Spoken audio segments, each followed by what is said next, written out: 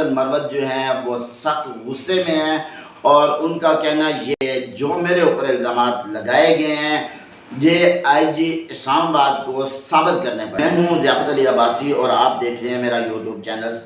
سب سے پہلے آپ کو یہ بتاتا چلوں کہ ہم کوئی بھی کاپی پیسٹ خبر جو ہے وہ کہیں سے نہیں دیتے ہیں، نہ ہم کسی واٹس ایپ گروپ سے اٹھاتے ہیں، نہ ہم فیس بک سے اٹھاتے ہیں، نہ کسی سے مانگ کے وہ خبر لیتے ہیں۔ ہم آن دا سپاٹ موجود ہوتے ہیں، جو بھی سپاٹ ہوتا ہے، جو کچھ ہماری آنکھوں کے سامنے ہو رہتا ہے وہ ہم خبر دیتے ہیں۔ تو میں ایز اے کیمرہ مین 25 سال سے یہ چیزیں دیکھ رہا ہوں کہ لاسٹ سینیریو میں جتنے بھی چینلز کے رپورٹرز ہوتے ہیں وہ کیمروں کے آگے کھڑے ہوتے ہیں اور ہم کیمروں کے پیچھے کھڑے ہوتے ہیں۔ تو جب ایک رپورٹرز جو آتا ہے وہ اپنی خبر دیتا ہے، پھر دوسرا دیتا ہے، تیسرا دیتا ہے، چوتھا، حتیٰ کہ 20 بندے چینلز کے رپورٹرز جو ہے وہ خبر دے چکے ہوتے ہیں، تو ہم ان 20 لوگوں کو آبزرو کر لیتے ہیں کہ اس نے کیا کہا، اس نے کیا کہا، اس نے کیا کہا ہے۔ تو ہم وہ سارا نچوڑ جو ہوتا ہے نا وہ وہاں کھڑے ہو کے کچھ جو ہم اپنی آنکھوں کے سامنے دیکھ رہے ہوتے ہیں۔ اور سب سے بڑی بات یہ ہوتی ہے کہ سم ٹائم جو ہوتا ہے جب ان کی انٹرنل میٹنگ ہو رہی ہوتی ہے تو وہاں رپورٹرز کو بھی الاؤ نہیں ہوتا ہے، اور ہم جاتے ہیں اپنا کام کر کے آ جاتے ہیں اور کچھ کانوں سے بھی سن لیتے ہیں۔ تو یہ یاد رکھیے گا کہ اگر آپ نے ٹھیک خبریں لینی ہے جو بالکل 100% سچی کاپی پیسٹ نہیں ہے، تو اس کے لیے میرا چینل سبسکرائب کریں۔ آپ کی مرضی ہے، کوئی زور زبردستی نہیں ہے۔ خوش رہیں، اللہ پاک خوش رکھے۔ 2-3 ایشوز پہ بات کروں گا، اس کے بعد اجازت۔ معاملہ یہاں سے آگے نکل گیا ہے۔ شیر افضل مروت جو ہیں وہ سخت غصے میں ہیں، اور ان کا کہنا یہ ہے کہ جو میرے اوپر الزامات لگائے گئے ہیں یہ آئی جی اسلام آباد کو ثابت کرنے پڑیں گے۔ یہ کہنا ہے شیر افضل مروت صاحب کا۔ انہوں نے کہا ہے کہ میں استغاثہ دائر کرنے جا رہا ہوں آئی جی اسلام آباد کے، اور آئی جی اسلام آباد کو جو اس نے میرے اوپر الزامات لگائے ہیں وہ ہر صورت میں اس نے ثابت کرنے ہیں۔ اگر وہ ثابت نہیں کریں گے تو پھر انہیں عدالت میں جواب دینا پڑے گا۔ اب دیکھنا یہ ہے کہ جس طرح پاکستان کی عدالتیں ہیں، غریب آدمی کا کیس جاتا ہے تو اسے فوراً اس سزا دی جاتی ہے، لیکن یہ جو سیاسی کیس ہوتے ہیں یہ ہم گزشتہ 25-30 سال سے دیکھے جا رہے ہیں کہ ان کو کافی لمبا کر دیا جاتا ہے، اور جو مدت ہوتی ہے اس سے وہ پھر آگے نکل جاتے ہیں۔ اب بات کرتے ہیں آئینی مولانا فضل الرحمان صاحب جب پچھلے 15 دنوں سے جو آئینی ترمیم میں حکومت کو ناکامی ہوئی ہے، اس کی مین وجہ یہ تھی کہ حکومت کا یہ خیال تھا کہ مولانا کو ہم بڑے ایزلی جو ہے نا وہ ہینڈل کر لیں گے، لیکن جو ہم نے خود دیکھا ہے، اپنی آنکھوں سے دیکھا ہے کہ مولانا اس دفعہ بڑے غصے میں ہیں۔ وہ مطلب بظاہر تو آپ کو ہنستے مسکراتے ہوئے نظر آ رہے ہیں، لیکن اندرون خانہ ان کا غصہ ہم نے دیکھا ہے کہ وہ کافی غصے میں ہیں۔ غصے کی وجہ وہی ہے کہ جو ان کے ساتھ مارچ اور اپریل میں ہوا، یعنی 8 فروری کو جو الیکشن ہوئے، الیکشن کے بعد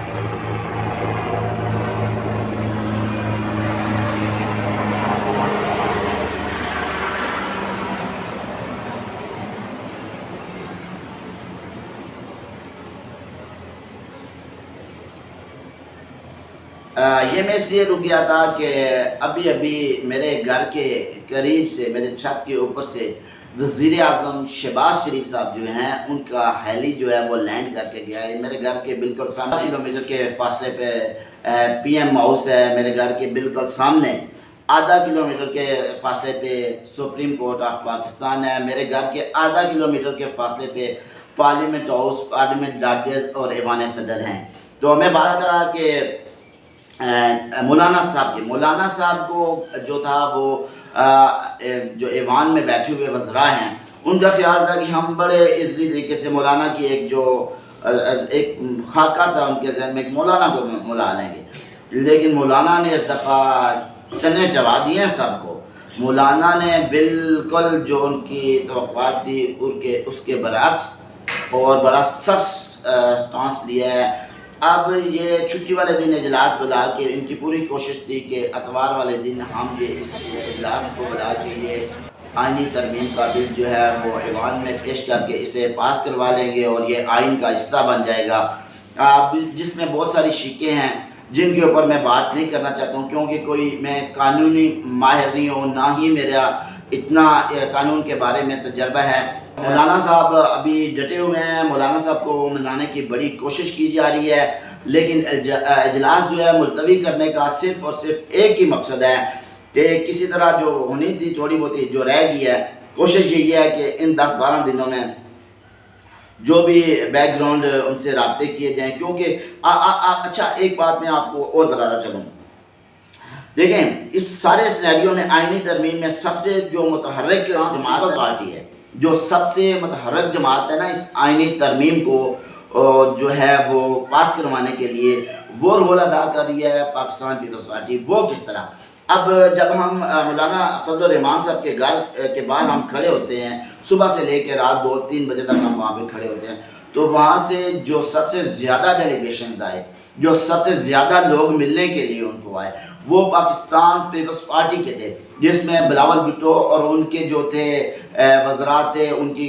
جو بھی ان کے رائٹ لیفٹ جتنے بھی لوگ تھے، وہ ان کا ڈیلیگیشن جو تھا وہ سب سے زیادہ مولانا فضل الرحمان صاحب کو منانے کے لیے آیا کہ آپ اس ترمیم میں ہمارا حصہ دیں۔ اب پیپلز پارٹی جو ہے نا وہ ڈبل گیم کھیل رہی ہے، ان کو بھی راضی رکھنا ہے اور ان کو بھی راضی رکھنا ہے، جو کہ وہ شروع سے کرتے آ رہے ہیں، اور الحمدللہ زرداری صاحب اس معاملے میں بڑے ماہر ہیں۔ تو دیکھنا یہ ہے کہ مولانا صاحب تو ڈٹے ہوئے ہیں، 10-12 دن کا ٹائم بھی لے لیا ہے گورنمنٹ نے۔ اب یہ آئینی ترمیم جو ہے وہ بیک گراؤنڈ جو چینلز پہ رابطے چل رہے ہیں، وہ کہاں تک ان کو کامیابی ہوتی ہے، جو کہ بظاہر ابھی تک جو ہے وہ حکومت جو ہے اس میں کامیاب نظر نہیں آ رہی ہے۔ پہلا جو ٹرن آؤٹ تھا، پہلا جو امینڈمنٹ، پہلی ایک وہ کی گئی کوشش کی گئی، اس میں حکومت کو ناکامی کا سامنا کرنا، بڑی سرتوڑ کوشش کی گئی، لیکن وہ اس میں کامیاب نہیں ہوئی۔